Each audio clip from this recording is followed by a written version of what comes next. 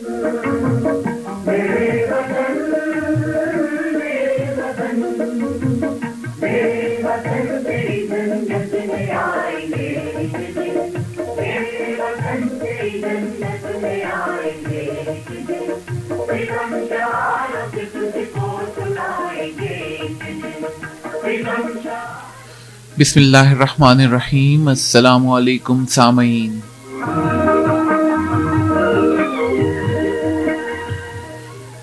Radio Pakistan के Islamabad studio से हम आपसे मुखातिब हैं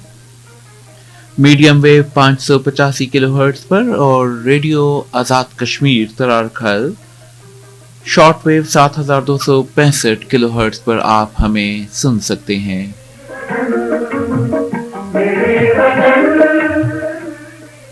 प्रोग्राम पेश खिदमत है कश्मीर मंजरनामा।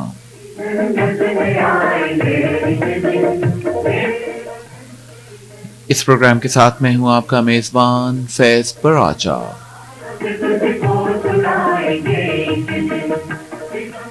सामीन इकराम, ये प्रोग्राम आपके लिए पेश करते हैं प्रोड्यूसर इनाम अहमद सुमरो।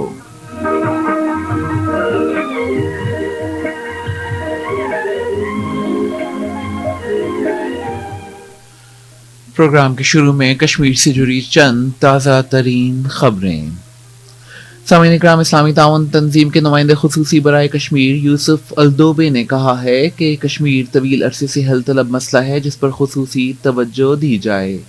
कश्मीर मीडिया सर्विस के मुताबिक OIC के नुमाइंदे खुसूसी ने ये बात सेक्रेटरी खारजा साइरस सज्जाद काजी के हमरा इस्लामाबाद में एक न्यूज़ कॉन्फ्रेंस से खिताब करते हुए कही। उन्होंने भारत पर जोर दिया कि वो 5 अगस्त 2019 के गैर कानूनी इक़दामात वापस ले। उन्होंने कहा कि OIC की जानिब से इन तमाम मुतल्लिका लोगों बिलखुसूस कश्मीरी अवाम के लिए मेरा ये पैगाम है कि हम आपके साथ हैं। हम आपकी तमाम सरगर्मियों की भी हिमायत करते हैं जो आपके हुकूक से मुतालिक हैं। उन्होंने कहा कि इनके दौरे पाकिस्तान का मकसद मसले कश्मीर पर मुकम्मल आगाही हासिल करना है। उन्होंने कहा कि कश्मीर तवील अरसे से हल तलब मसला है। मसला कश्मीर बहुत नाजुक है जो OIC के फोरम पर ज़ेर बहस रहता है।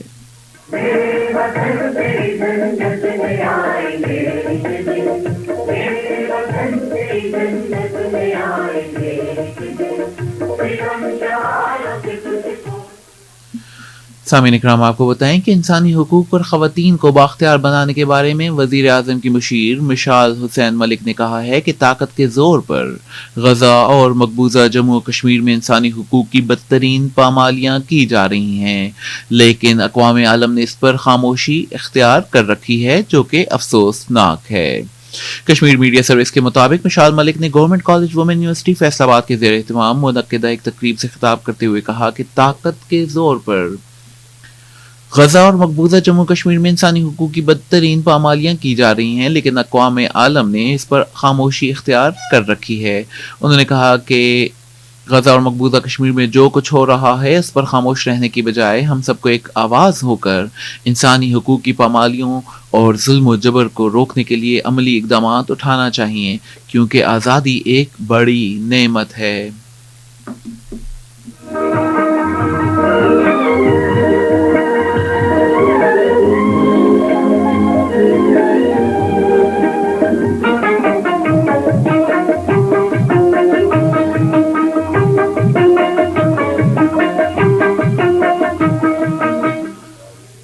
सामीन इकराम, आज के प्रोग्राम में हमें ज्वाइन कर रहे हैं सीनियर सहाफ़ी और तज्ज़ियाकार डॉक्टर आबिद अब्बासी। डॉक्टर अब्बासी, आपको प्रोग्राम कश्मीर मंजरनामा में खुश आमदीद कहते हैं। बहुत शुक्रिया राजा साहब। भाई साहब, जिस तरह हमने देखा कि OIC के सेक्रेटरी जनरल पाकिस्तान के दौरे पे हैं और सेक्रेटरी खारजा साइरस सज्जाद काजी के हमरा उनकी न्यूज़ कॉन्फ्रेंस की खबर भी आपने सुनी, हमने सामीन को भी बताया। इस वक्त जो सूरत हाल है कि भारत ने 5 अगस्त 2019 के एक तरफा इकदाम करके जो आर्टिकल 370 और 35(1) को एब्रोगेट कर दिया, ख़त्म कर दिया, تو کچھ یہ کہا جاتا ہے کہ کشمیریوں کی جو آواز تھی اس کو دبانے کی کوشش کی گئی. کیا بھارت یہ کامیاب ہوئے؟ اور OIC بھی مطالبہ کر رہی ہے کہ یہ جو ایبروگیشن آف بنیادی جو آرٹیکل سے جو حقوق تھے ان کو واپس کیا جائے. جی بہت شکریہ. میرا یہ خیال ہے کہ بنیادی طور پر تو بھارت کا یہی مقصد تھا کہ وہ کسی طرح سے کشمیریوں کی آواز کو دبا سکیں, چونکہ 75 سالوں سے جو مظالم کشمیریوں کے اوپر بھارت ڈال رہا ہے, جس طرح سے ان کی جو آواز ہے اس کو دبایا جا رہا ہے, جس طرح جو رائٹ آف سیلف ڈٹرمنیشن جو یونائٹڈ نیشن کے سیکیورٹی کونسل کی 18 کے قریب قراردادیں ان کو گارنٹی کرتی ہیں, ان کو اس پر عمل نہیں کیا نہ صرف بھارت نے, بلکہ کشمیری جو اپنی جدوجہد کر رہے ہیں, اپنی پرامن جدوجہد جو کر رہے ہیں, اس کو دبانے کے لیے بھی ہر وہ حربہ استعمال کیا ہے انڈیا نے کہ جس کی تاریخ میں مثال نہیں ملتی. ہزاروں کی تعداد میں وہاں پہ قتل عام ہوئے, جینوسائیڈ ہوا ہے یوتھ کا, وہاں پہ خواتین کے جو ہے وہ ان کی عصمت دری ہوئی ہے, ایون بچوں تک کو معاف نہیں کیا گیا, ان کی اکانومی کو بری طرح ڈسٹرائے کیا, اور ان کی اب ڈیموگرافی جو ہے اس کو بھی وہ ریپچر کرنے کی کوشش کی ہے انڈیا نے, یہ جو آرٹیکلز 370 اور 35A کو ریووک کر کے. اور میرا یہ خیال ہے کہ یہ انڈین کانسٹیٹیوشن ان کو گارنٹی کرتا تھا کہ ان کا ایک اسپیشل سٹیٹس ہے, اور وہ اسپیشل سٹیٹس ہو بھی کیوں نہ کہ جب وہ اقوام متحدہ کے پلیٹ فارم کے اوپر ایک ڈسپیوٹڈ ٹیریٹری ہے بٹوین کشمیریز اور پاکستان اینڈ انڈیا, اور یہ رائٹ ان کو 3rd جون پلان میں ملا تھا کہ وہ جو سٹیٹس ہیں وہ چاہیں تو پاکستان کے ساتھ شامل ہو جائیں, چاہیں تو وہ ہندوستان کے ساتھ شامل ہو جائیں, اور تیسرا آپشن جو تھا کہ وہ اپنی آزادی کو برقرار رکھ سکیں. تو انفارچونیٹلی انڈیا نے 75 ایئرز میں, اور یہ بھی ہمیں پتا ہے کہ جب یہ ڈسپیوٹ کھڑا ہوا, انڈیا نے اپنی آرم فورسز کو کشمیر کے اندر داخل کیا, تو اس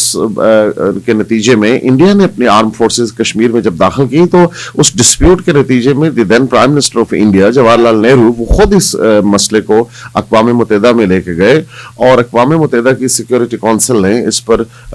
یک کے بعد دیگرے مختلف مواقع پہ 18 قراردادیں پاس کی. تو میں یہ سمجھتا ہوں جو آپ کا بنیادی سوال تھا کہ اس سے وہ آواز دبانے میں انڈیا کامیاب ہوا ہے کہ نہیں, میرا یہ خیال ہے کہ اب تو آواز بہت زیادہ شدت سے دنیا تک پہنچی ہے, اور مزید شدت سے وہ دنیا تک پہنچے گی کہ جب وہ کشمیریوں کی جو جدوجہد ہے وہ مزید جو ہے وہ اس سے ہائی لائٹ ہوگی. اور پھر میں یہ سمجھتا ہوں کہ اب وقت آ گیا ہے کہ مہذب دنیا کی انسان دوستی کا, ان کی ہیومینٹی کا امتحان ہے. اور میں انفارچونیٹلی مجھے یہ بات کہنی پڑ رہی ہے کہ OIC کا جو آرگنائزیشن آف اسلامک کانفرنس ہے, اس کا ماضی میں کوئی بڑا میجر اور بریک تھرو اورینٹڈ رول نہیں رہا اس مسئلے کے اوپر. تو میں یہ سمجھتا ہوں کہ اب جہاں دنیا کے بیشتر اور خطوں میں مسلمان جو ہیں وہ ایک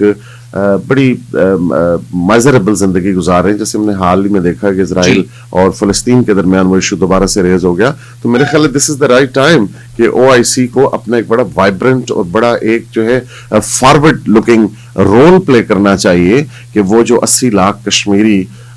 گزشتہ 75 سالوں سے ایک اپنے ہی ملک میں یرغمال بنا دیے گئے ہیں, جیل میں ڈال دیے گئے ہیں. That is the biggest prison on the surface of the planet, اور جو دنیا یعنی 75 سالوں سے مسلسل ایک قوم قربانیاں دے رہی ہے, اور اب یہ دنیا کے ضمیر کو جھنجھوڑا جانا چاہیے اور دنیا کو اپنے ضمیر کو جگانا چاہیے کہ معاشی مفادات اپنی جگہ, لیکن یہ انسانی مسئلہ ہے, اور نہ صرف یہ 80 لاکھ کشمیریوں کی زندگی کا, ان کی جو بنیادی انسانی حق ہے آزادی کا, ان کی رائٹ آف سیلف ڈٹرمنیشن کا حق ہے, وہ اس کا مسئلہ ہے, بلکہ یہ دنیا کی قریباً 1.5 ارب آبادی جو ہے, وہ میں بار بار یہ بات کرتا ہوں اور لکھتا بھی چلا رہا ہوں کہ نیوکلیر تھریش ہولڈ کے اوپر سانس لے رہی ہے, اور دنیا ایک طرف امن کی بات کر رہی ہے, نان پرولیفریشن کی بات کر رہی ہے, نیوکلیر نان پرولیفریشن کی بات کر رہی ہے, تو دوسری طرف ان کو یہ بھی دیکھنا چاہیے کہ کب تک یہ کشمیری جو ہیں وہ اپنی جانیں دیتے رہیں گے, اپنی سٹرگل کرتے رہیں گے. دنیا کی بڑی پاورز کو, دنیا کے بڑے پلیٹ فارمز کو انکلوڈنگ OIC, یونائٹڈ نیشن, ان کو اپنا رول پلے کرنا چاہیے. جی بالکل, بڑا ایلیبوریٹلی آپ نے ایکسپلین کیا ہے ڈاکٹر عباسی, اور اس پر ہم گفتگو کا سلسلہ جاری رکھیں گے.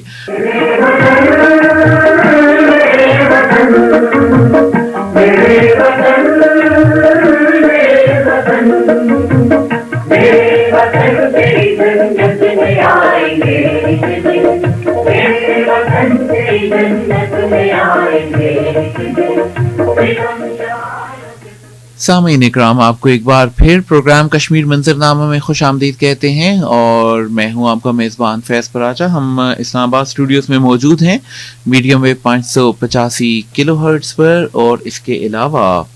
Radio Azad Kashmir तरारखल short wave 7265 kilo hertz पर आप सुन रहे हैं ये प्रोग्राम। हमारे साथ मौजूद हैं सीनियर सहाफ़ी और तजज़ियाकार डॉक्टर आबिद अब्बासी। सामीन इकराम, आपको बताएं कि मकबूजा कश्मीर में ज़हनी इमराज में मुब्तला अफराद की तादाद दुनिया के किसी भी हिस्से से ज़्यादा है और कई दहाइयों से जारी तनाज़े और दीगर वजूहात की वजह से ज़हनी इमराज की तादाद में इजाफा होता जा रहा है। कश्मीर मीडिया सर्विस के मुताबिक इंकशाफ वादी कश्मीर से ताल्लुक़ रखने वाले डॉक्टरों ने अपने मीडिया इंटरव्यूज़ में कहा है। उन्होंने कहा है कि तनाज़ कश्मीर के अलावा मौशी मुश्किलात और मकबूजा इलाके की मौसमी सूरत हाल लोगों के जहनी इमराज में मुब्तला होने की बड़ी वजह है। इसी पर गुफ्तगू करेंगे और ओवरऑल जो मकबूजा कश्मीर की सूरत हाल है और इंसानी हुकूक की जो खिलाफ वर्जी हैं, हमारे साथ स्टूडियोज़ में डॉक्टर आबिद अब्बासी मौजूद हैं। डॉक्टर साहब, गुज़िश्ता रोज़ जहनी इमराज का आलमी दिन भी मनाया गया और सब जो खबर हमने पढ़ी उसमें ये बताया जा रहा है कि पूरी दुनिया में जहनी अमराज के मरीज़ों की तादाद सबसे ज़्यादा इस एक छोटे से खत्ते में मौजूद है। 1 करोड़ की तकरीबन आबादी है और उसमें बहुत ज़्यादा परसेंटेज है और ये रिपोर्ट मुरतब की गई है डॉक्टर्स की इंटरव्यूज़ की बुनियाद पर और बजा तौर पर आप भी बेहतर समझ सकते हैं कि जहाँ इतनी मुश्किलात हों, मसाइब हो, पाबंदियाँ हों, जंगज़दा इलाका हो, तो वहाँ पर जहनी अमराज में इजाफा नहीं होगा तो और क्या होगा? तो योर टेक ऑन दिस। बिल्कुल पराचा साहब, आपने दुरुस्त फरमाया और ये मैं समझता हूँ कि ये वो नताइज हैं जो बारूद के, बंदूक के, टैंकों के और वर्दियों के, वहाँ पे फौजी वर्दियों के नतीजे में बच्चों के अंदर, उनकी साइकी के अंदर जो मुंतकिल हो रहे हैं। वो बच्चे जो बचपन से स्कूल जाने से लेकर हर चौक, हर चौराहे में गन्ने ताने हुए उन इंडियन आर्म फोर्सेस को देखते हैं, उन टैंकों को देखते हैं, उस बारूद की भू को सूंघते हैं और फिर जब उनके प्यारे उनसे जुदा होते हैं, उनको अबडक्ट कर लिया जाता है, उनको मावराए अदालत और मावराए आइन जो है वो कत्ल कर दिया जाता है, शहीद कर दिया जाता है। फिर उन्होंने उस नस्ल ने औरतों की अस्मत दरी देखी, अपने प्यारों की लाशें उठाई और जनाजे जो है कश्मीर के हर घर, हर मोहल्ले, हर गली से उठते रहे, तो ज़हनी अमराज तो होंगे। और मैं यही जो बात कर रहा हूँ कि बड़ी शद्दोमत से, जो बड़ी दुख की और बड़ी अजियत की बात है कि दुनिया जहाँ पे इंसानी हुकूक की बड़ी शद्दोमत से बात करती है, एक परिंदे के ऊपर, एक जानवर के ऊपर दुनिया में कोई बात हो तो वो बड़ी जो है ना वो आवाज़ें उसमें आती हैं, लेकिन कश्मीरी जो 75 सालों से इंसानी जानों की कुर्बानी दे रहे हैं, नस्ल की नस्ल, मैं समझता हूँ कि इन डॉक्टर्स की ऑर्गेनाइजेशंस ने या डॉक्टर्स की इंटरव्यूज पर मबनी ये जो रिपोर्ट है, ये बड़ी महदूद रिपोर्ट है। अगर आप इसकी कोई एकेडमिक स्टडी करवाएं, इसकी कोई रिसर्च ओरिएंटेड स्टडी करवाएं, तो मैं समझता हूँ कि ये तादाद कहीं ज्यादा होगी जहनी अमराज की वहां पे लोगों की, क्योंकि ये कॉमन सेंस से हम एक पढ़े लिखे आदमी के तौर पे हम जान सकते हैं कि जितनी कश्मीर के अंदर फौज कशी, देखिए 8 लाख आर्म फोर्सेस एक छोटे से खित्ते में for last decades and decades जो है वो इंडिया ने डिप्लॉय की हुई है। दुनिया का वो कौन सा क्राइम है जो इंडिया की आर्म फोर्सेस ने उन नैतिक कश्मीरियों के खिलाफ नहीं किया? वो कौन सा जुल्म है जो उन मजलूमों ने बर्दाश्त नहीं किया? और बिलखसूस देखिए, जो छोटी उम्र होती है, जब बच्चे ग्रोइंग एज में होते हैं, तो उनकी नफ्सियात के ऊपर मामूली से मामूली जो तशद्दुद का वाकया है वो अनमिट नकूश छोड़ता है, वो पूरी जिंदगी उनकी नफ्सियात को मुतासिर रखता है। तो जो बच्चे पैदा ही बारूद की भू में हुए हों, जो बच्चे पैदा ही लाशें उठाने के माहौल में हुए हों, जो बच्चे पैदा ही ऐसे माहौल में हुए हों कि जहां उन्होंने जनाजे देखे हों, जहां उन्होंने बमबारी देखी हो, जहां उन्होंने गोलियां चलती देखी हो, जहां उन्होंने खून देखा हो और इंसानों की जो है वो अस्मत दरी होती है औरतों की देखी हो, कत्ल गारत गरी देखी हो, तो वो तो सह में डरे बच्चे जो हैं वो बड़े हुए हैं। तो वहाँ पे नफ्सियाती अमराज का बढ़ जाना, ट्रॉमा की कैफियत का बढ़ जाना एक बड़ा नेचुरल अमल है। और मैं समझता हूँ कि कश्मीर की जो दुखों की मल्टीपल दास्तान है, जिसमें कत्लो गारत गरी अपनी जगह है, जेनोसाइड्स जो है वो कत्ले आम जो इंडियन आर्म फोर्सेस ने मुख्तलिफ मौके के ऊपर कश्मीरियों का किया वो अपनी जगह है। और फिर जब वो अपनी स्ट्रगल कर रहे हैं कि हम इस खुदा की बस्ती के ऊपर, इस जमीन के ऊपर, अपने खित्ता जमीन में अपनी मर्जी से रहना चाहते हैं, इसके अलावा वो कोई और बात नहीं मांग रहे। तो इंडिया जो 75 सालों से उनकी इस बुनियादी ڈیمانڈ کو, اس بنیادی حق کو دبانے کے لیے فورس کا, بروٹل فورس کا استعمال کر رہے ہیں, کوئرسو میئرز کا استعمال کر رہے ہیں, اس کے نتیجے میں یقیناً وہ جو آپ خود سوچئے کہ ہمارے بچے اگر ایک معمولی سی انوانٹڈ صورتحال گھر میں ڈیولپ ہو جائے تو بچوں کی نفسیات کے اوپر اثر پڑتا ہے. ماہرین نفسیات یہ کہتے ہیں کہ جو چھوٹے بچے ہوتے ہیں ان کے سامنے آپ اونچی آواز میں بات نہ کریں, آرگو نہ کریں, کہ ان کی نفسیات ڈیمیج ہوتی ہے. تو وہ مظلوم کشمیری بچے جو 75 سالوں سے مختلف نسلیں ان کی بارود کی بو میں, بموں میں, جو ٹینکس ہیں ان کے گولوں میں قتل و غارت گری, خون, لاشیں دیکھ کے بڑے ہوئے ہیں, ان کے ہاں یہ نفسیاتی امراض تو ہوں گے. تو میرا خیال ہے کہ دنیا کے مہذب ممالک میں جو انسانی حقوق کی اور انسانی ذہنی صحت پر کام کرنے والی این جی اوز ہیں, ان کو اس معاملے کو دیکھنا چاہیے. اور یہ ایک بہت ارجنسی ہے, ایک بہت ایمرجنسی تقاضا کر رہا ہے کہ وہاں کے بچوں کو مزید اس ٹراما سے نکالا جائے. وہ کیا رکاوٹ ہے مہذب دنیا کے لیے کہ وہ ہندوستان کو ایک مذاکرات کے ٹیبل پر بٹھا کر اس مسئلے کے سولوشن کی طرف وہ نہیں جاتے, کیونکہ وہاں پہ جو کیپٹلسٹ سسٹم ہے, اس کی مارکیٹ ہے انڈیا, وہ اپنا مال بیچ رہے ہیں اور صرف نظر کیے ہوئے. ایک طرف ہم دیکھتے ہیں کہ بالکل, لیکن یہ کیوں ایسا ہے کہ جب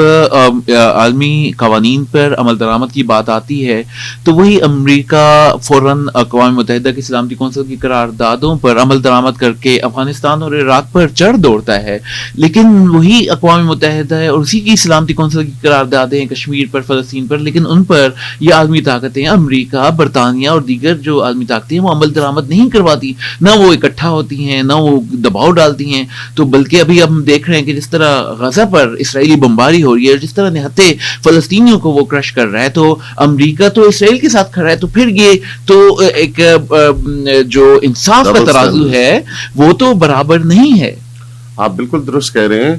بلکہ میں مزید اس میں اضافہ یہ کر دوں کہ عراق کے اوپر تو کوئی اقوام متحدہ کی قرارداد منظور ہی نہیں ہوئی تھی, لیکن جب امریکہ کے انٹرسٹ تھے یا گلوبل جو سامراجی نظام, میں یہ کہتا ہوں کہ پرٹیکولر امریکہ نہیں ہے, یہ تو عالمی سامراجی نظام ہے, ایک پورا سسٹم ہے جسے ہم کیپٹلسٹ سسٹم کہتے ہیں. اس نے عراق کے اوپر ان کے مفادات تھے تو وہ ود ان آورز چڑھ دوڑے وہاں پہ, اور 6 لاکھ کے قریب معصوم انسانوں کا وہاں پہ قتل عام ہوا, جنگ سے پورا ملک تباہ ہو گیا, وہاں کے لیڈرز کو پھانسی دے دی گئی, اور مطلب مفادات کی بات تھی. اور دوسری طرف آپ دیکھیے کہ وہی یونائٹڈ نیشن کی 18 ریزولوشنز ہیں جو کشمیر کے اوپر پاس ہو چکی ہیں, اور وہ کوئی ایسی ریزولوشن بھی نہیں ہے کہ جس میں جنگ کرنی پڑے, جس میں کوئی بہت بڑا دنیا میں خوفناک جو ہے وہ آپ کو ایکشن کرنا پڑے. سمپل سا مطالبہ ہے. دنیا بھر کی ملکوں میں یہ ڈیموکریسی جو ہے, لوگوں کو ان کی مرضی کے ساتھ رہنے کا حق, دنیا کا ہر کانسٹیٹیوشن, ہر مہذب ملک کا کانسٹیٹیوشن, ہر انٹرنیشنل باڈی کا چارٹر جو ہے وہ یہ گارنٹی کرتا ہے کہ لوگوں کو ان کی مرضی سے رہنے دیا جائے. تو جب کشمیری, اب دیکھیں نا, پاکستان کا یا کشمیریوں کا یہ مطالبہ ہی نہیں ہے کہ آپ اگر کل خدا نخواستہ کشمیریوں کی اکثریت, جو کہ یقیناً غلط بات ہے, ایسا ممکن نہیں ہے کہ وہ انڈیا کے ساتھ جانا چاہتی ہے, تو دیٹس فائن. اقوام متحدہ اگر وہاں پہ پلیبسٹ کرواتی ہے اور وہاں کے لوگوں سے پوچھتی ہے, تو میرا خیال ہے کہ وہ اگر پاکستان کے ساتھ شامل ہونا چاہتے ہیں, ایٹ لیسٹ ان کا یہ بنیادی جو مطالبہ ہے, یہ جو بنیادی ان کا رائٹ ہے, رائٹ آف سیلف ڈٹرمنیشن, یہ ان کو دیا تو جائے. لیکن وہی بات ہے کہ ہے جرم ضعیفی کی سزا مرگ مفاجات. میں اکثر کہتا ہوں کہ کون منکر خدا کی ذات کا ہے, مسئلہ صرف اقتصادیات کا ہے, اور سرمایہ داری جو ہے وہ اپنے اقتصادی پیرامیٹرز کے اوپر کھڑی ہوتی ہے. وہ اپنے مفادات کے لیے دنیا میں جنگیں کرتی ہے, وہ اپنے مفادات کے لیے دنیا میں جنگوں کو برداشت کرتی ہے, وہ اپنے مفادات کے لیے دنیا میں انسانوں کے قتل عام سے صرف نظر کرتی ہے. انفارچونیٹلی جس دنیا میں ہم رہ رہے ہیں یہ ایک کیپٹلسٹ اسٹرکچر ہے. ایک طرف ایک ہمیں میڈیا کے ذریعے سے اور جو دیگر آؤٹ لیٹس ہیں, سوشل میڈیا دیگر, اس سے ہمیں بتایا جاتا ہے کہ ایک جو